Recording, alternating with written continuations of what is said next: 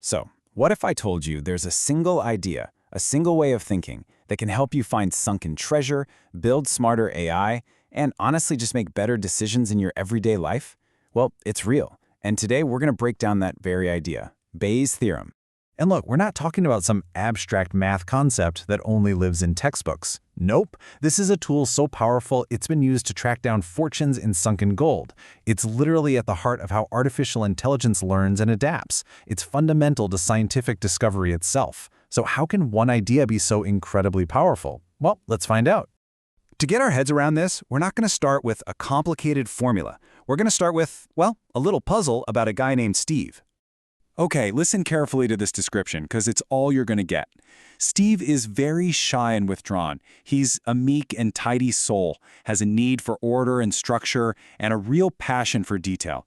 Go ahead, get a picture of this guy in your head. All right, so based only on that description, what's your gut feeling telling you?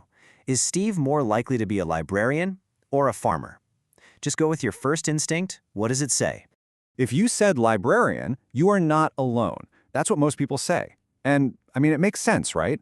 The description just perfectly clicks with our classic stereotype of a librarian. It just feels right. But here's the catch. That intuitive answer is missing something absolutely huge. It turns out our intuition, as amazing as it is, can sometimes get it totally wrong. In this case, it's causing us to completely ignore a hidden but totally crucial piece of the puzzle. And that missing piece, it has a name. It's called the base rate. Now, just think of that as the starting odds before we even heard a single word about Steve's personality. So, what's the base rate we should be thinking about here? And this is where our intuition just falls flat. Because in the US, for every one male librarian, there are about 20 male farmers. That is a massive 20-to-1 ratio that our brains just love to ignore when we get a juicy descriptive story. This is a perfect example of what psychologists Daniel Kahneman and Amos Tversky discovered. Being rational isn't about memorizing a ton of facts. It's about knowing which facts, like that 20-to-1 ratio, are actually relevant to the question you're trying to answer.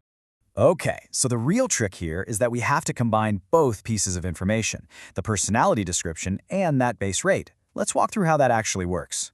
Let's make this super simple. Just imagine we have a room with 210 people that perfectly represents our 20-to-1 ratio. So, as you can see, that means we've got 200 farmers in the room and only 10 librarians. That's our starting point, our prior belief. Now, let's bring in the new evidence.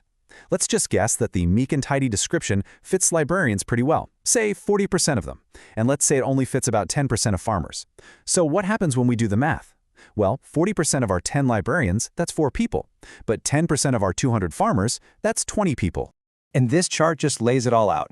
It's pretty surprising, right? Even though the personality description is 4 times more likely to fit a librarian, the sheer number of farmers we started with means that in our imaginary room, we have 5 times more farmers who fit the description. So believe it or not, Steve is still much more likely to be a farmer. And this right here, this gets to the absolute core of Bayesian thinking. You start with an initial belief. That's your base rate. Then you get some new evidence, like the personality description. That evidence shouldn't just throw out your original belief, it should simply update it.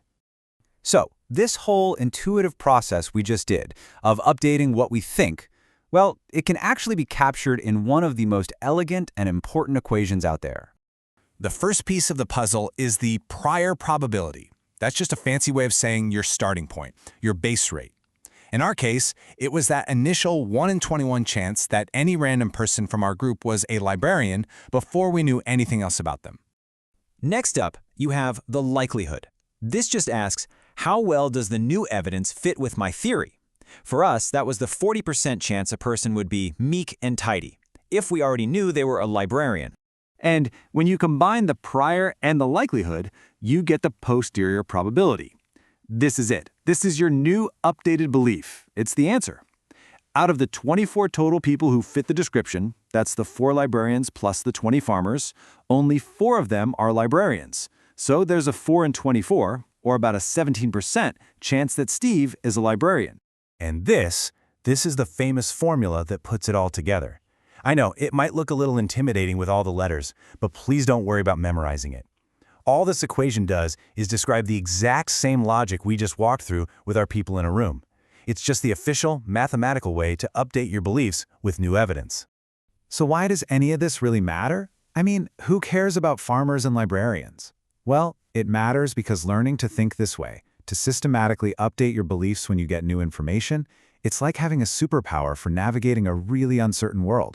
I mean, just think about it. Scientists use this to update theories as new data rolls in. AI uses it to learn from information and get smarter. Treasure hunters use it to zero in on their search area with every single new clue. And for us, in our daily lives, it's a powerful tool for being just a little less wrong, for humbly reevaluating our own opinions when we see new, compelling information. So here's what I want to leave you with. Think about your strongest beliefs, not as facts set in stone, but as really, really high probabilities.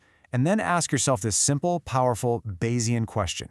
What new evidence, if I saw it, would be strong enough to make me change my mind? Thanks for joining us.